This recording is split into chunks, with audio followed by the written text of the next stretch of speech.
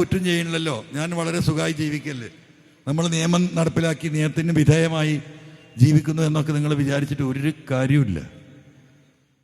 ഇപ്പൊ ഈ MDMA കേസുമായി ബന്ധപ്പെട്ട് നമ്മൾ പരിശോധിച്ച് നോക്കുമ്പോൾ 100-ലേറെ ചെറുപ്പക്കാരാണ് കള്ളക്കേസിൽ കുടുക്കിയിരിക്കുന്നത്. ഒരു ബന്ധവുമില്ല. ഒന്ന് മണത്ത് നോക്കുന്ന ബന്ധമെങ്കിലും വേണ്ടേ? പോലീസിലെ ഒരു സംഘമാണ് ഈ കച്ചവടം നടത്തുന്നത്. ഇവരാണ് സാധനം കൊണ്ടുവരുന്നത്, ഇവരാണ് ഏജന്റുമാരെ ഏൽപ്പിക്കുന്നത്. ഇതിന്റെ പണം മുടക്കുന്നതും ലാഭമെടുക്കുന്നതും അവർ. എന്നിട്ട് കേസ് വേണം സുജിത് ദാസിന്. അതിനെന്താ പണി? നിരപരാധികളായ ആളുകളെ ചെറുപ്പക്കാരെ കൊടുക്കുക. 1 ഗ്രാം 2 ഗ്രാം നിയമത്തിന് വിധേയമായി 1 കൊല്ലമോ 1.5 കൊല്ലമോ ശിക്ഷ കിട്ടുന്നതിൽ കൊടുക്കുക. അങ്ങനെ സർക്കാരിന്റെ മുമ്പിൽ, ജനങ്ങളുടെ മുമ്പിൽ, പൊതുസമൂഹത്തിന്റെ മുമ്പിൽ സുജിത് ദാസ് IPS ഏറ്റവും കൂടുതൽ സ്വർണം പിടിച്ചവൻ, ഏറ്റവും കൂടുതൽ MDMA കേസ് പിടിച്ചവൻ, രാഷ്ട്രപതിയുടെ അവാർഡല്ല, യുണൈറ്റഡ് നേഷൻസിന്റെ അവാർഡ് കൊടുക്കേണ്ടവൻ അവന് എന്നാണ് എൻ്റെ അഭിപ്രായം. അത്ര ബുദ്ധിയാ. അപ്പൊ അവിടെയാണ് വിഷയം.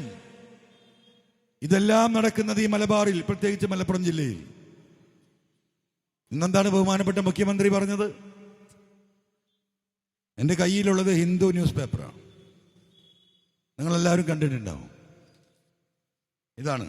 എന്താണ് headline? CPIM has always stridently opposed RSS and Hindutva forces in Kerala. അദ്ദേഹം പറയാണ് CPM ആണ് ഈ ഹിന്ദുത്വ ഫോഴ്സസിനെ ഇവിടെ ഏറ്റവും കൂടുതൽ ശക്തമായി നേരിട്ടിട്ടുള്ളത്. ഞാനത് പറയാനല്ല, അതിലൊരു വാസ്തവമുണ്ട്, അതിൽ തർക്കമില്ല. പക്ഷെ ഇപ്പോഴത്തെ സ്ഥിതി എന്ത്? അവിടെയാണ് പ്രശ്നം. ഇതിൽ അദ്ദേഹം പറഞ്ഞു വരുന്നത് മലപ്പുറം ജില്ല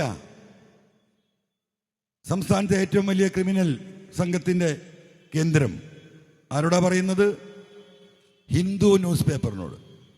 എന്താ മാതൃഭൂമി മനോരമയും കേരളത്തിലെ മറ്റു പത്രങ്ങളോട് പറയാത്തത്? ചോദ്യമുണ്ടാകും. ഈ വാർത്ത എങ്ങോട്ടാ പോകുന്നത്? നേരെ ഡൽഹിയിലേക്ക്. സദുദ്ദേശമാണോ ദുരുദ്ദേശമാണോ? ഇതിൽ പറയുന്ന കണക്കുകൾ മലപ്പുറം ജില്ലയിൽ നിന്ന് 150ഓളം സ്വർണ്ണക്കേസുകൾ പിടിച്ചു. എങ്ങനെയാ മലപ്പുറം ജില്ലയിൽ നിന്ന് പിടിച്ചത്? ഈ എയർപോർട്ട് നിൽക്കുന്നത് എവിടെയാ? മലപ്പുറം ജില്ലയിൽ. ആ എയർപോർട്ടിന്റെ മുറ്റത്തിട്ട് പിടിച്ചാൽ ഈ കേസ് എവിടെയാണ് FIR ഇടുക? മലപ്പുറം ജില്ലയിൽ. അപ്പൊ ഈ നാടാകെ പോകേണ്ട സ്വർണം കരിപ്പൂരിൽ ഇറങ്ങി തമിഴ്നാട്ടിലും കർണാടകയിലേക്കും ഒക്കെ പോകാമല്ലോ, മറ്റു ജില്ലകളിലേക്ക് പോകാമല്ലോ, അവിടെയൊക്കെ ഈ കള്ളക്കടത്ത് സംഘങ്ങൾ ഉണ്ടാകാമല്ലോ. പക്ഷേ പിടിക്കുന്ന എവിടെയാ? അപ്പൊ അദ്ദേഹം എന്താ പറയേണ്ടത്? ആ പിടിക്കപ്പെട്ടവന്റെ പാസ്പോർട്ട് വെരിഫൈ ചെയ്ത് അവൻ ഏത് ജില്ലക്കാരനാണെന്ന് നോക്കണം. ആ ജില്ലക്കാരനാണ് ഇതിൽ പ്രതി. ഇതാർക്കാ അറിയാത്തത്? എന്താ അദ്ദേഹം ചെയ്യുന്നത്? അടിച്ചേൽപ്പിക്കുക ഒരു സമുദായത്തെ. ഞാൻ സമുദായം പറയാൻ വന്നതല്ല ഇവിടെ. പക്ഷെ ഈ പോക്കുണ്ടല്ലോ, വളരെ അപകടകരമായ പോക്കാ. ഇത് ശരിയായ രീതിയിലുള്ള പോക്കല്ല. ഇതാണ് ഇവിടെ ചോദ്യം ചെയ്യപ്പെടുന്നത്. ഇപ്പൊ ആഷിർ എന്ന കുട്ടിയുടെ കാര്യം ഞാൻ ഇവിടെ വായിച്ചു. മാമിയുടെ കഥ നിങ്ങളുടെ മുന്നിൽ. എടവണ്ണ എൻ്റെ വീടിന്റെ 2 കിലോമീറ്റർ അപ്പുറത്താണ് റിദാൻ ബാസിൽ കേസ്. ഈ SIT അന്വേഷിക്കുകയാണ്. ഞാൻ കൊടുത്ത പരാതിയുടെ അടിസ്ഥാനത്തിൽ സ്വകാര്യമായ അന്വേഷണം നടക്കുന്നുണ്ട്. പക്ഷേ 4 ദിവസം മുമ്പ് എടവണ്ണ പോലീസ് ക്രൈമാണ് റിദാൻ ബാസിൽ കേസിൽ. തുടക്കം മുതലേ ഞാൻ പറഞ്ഞു, ഈ റിദാൻ ബാസിൽ മരണപ്പെട്ടത് കേസിൽ ബുക്ക് ചെയ്യപ്പെട്ട ഷാൻ, ആ ഷാനുമായി അവരുടെ കുടുംബങ്ങളുമായി നിരന്തരമായി 2-3 ദിവസം ഞാൻ സംസാരിച്ചു. ഒരുപാട് ക്രോസ് ക്വസ്റ്റ്യൻസ് നടത്തി. ഒരു കോമൺ സെൻസ് ഉള്ള ഒരു മനുഷ്യന് മനസ്സിലാകുന്ന വിധം കാര്യങ്ങൾ ഗ്രാസ്പ് ചെയ്തെടുക്കാൻ നമുക്ക് സാധിക്കും. മരിച്ച റിദാൻ ബാസിലിന്റെ കുടുംബവും ഭാര്യയുമായി സംസാരിച്ചു. അവരും വലിയ സംശയത്തിലാണ്. എന്താ സംശയം? ഈ റിദാൻ ബാസിലും മരിച്ച റിദാനും തമ്മിൽ, ഷാനും തമ്മിൽ നല്ല സുഹൃത്ത് ബന്ധമായിരുന്നു. ഒരു അഭിപ്രായ വ്യത്യാസമില്ല.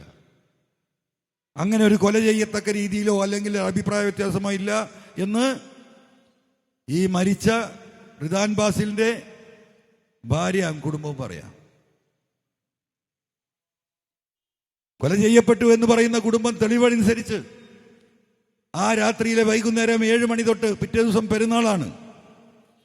ആ പെരുന്നാളിന്റെ തലേ ദിവസത്തെ രാത്രിയിലെ കാര്യങ്ങൾ ഓരോന്ന് വിവരിക്കുന്നു. ഭർത്താവിനെ കാണാതെ സുഹൃത്തായ ഷാന് ഭാര്യ വിളിക്കുന്നു പലതവണ. അപ്പോ എങ്ങനെ നമ്മൾ കണക്കൂട്ട് നോക്കിയാലും ഒരാൾക്കും അത് ഉൾക്കൊള്ളാൻ കഴിയില്ല. ഒന്ന്. രണ്ടാമത്തെ കാര്യം, പോലീസ് ആകെ ശ്രമിച്ചത് ഈ കുട്ടി മരിച്ച റിദാൻ ബാസിലിന്റെ ഭാര്യ ഹിബയും കൊലയാളി എന്ന് പറയുന്ന ഷാനും തമ്മിൽ അവിഹിത ബന്ധമുണ്ടായിരുന്നു എന്ന് തെളിയിക്കാനാണ് പോലീസ് ശ്രമിച്ചത്. ആ അവിഹിത ബന്ധത്തിന്റെ ഭാഗമായി കാമുകന് ഹിബയെ കിട്ടാൻ ഭർത്താവായ റിദാൻ ബാസിലിനെ കൊന്നു എന്നുള്ള ഒരു സ്റ്റോറിയിലേക്കാണ് പോലീസ് ആദ്യം പോകാൻ ശ്രമിച്ചത്. 2 കുടുംബങ്ങളും അതിനെ റെസിസ്റ്റ് ചെയ്തു. ഹിബയുടെ കുടുംബവും റിദാൻ ബാസിലിന്റെ കുടുംബവും ഒരിക്കലും അത് സംഭവമില്ല എന്ന് പറഞ്ഞു. ഭർത്താവ് മരിച്ച ഈ പെൺകുട്ടിയെ 2ാമത്തെ ദിവസം പോലീസ് സ്റ്റേഷനിൽ കൊണ്ട് ഭീഷണിപ്പെടുത്തി. 3ാമത്തെ ദിവസം അതിഭീകരമായി ഈ പെൺകുട്ടിയെ ഭീഷണിപ്പെടുത്തി മർദ്ദിച്ചു, മുടി പിടിച്ചു വലിച്ചു,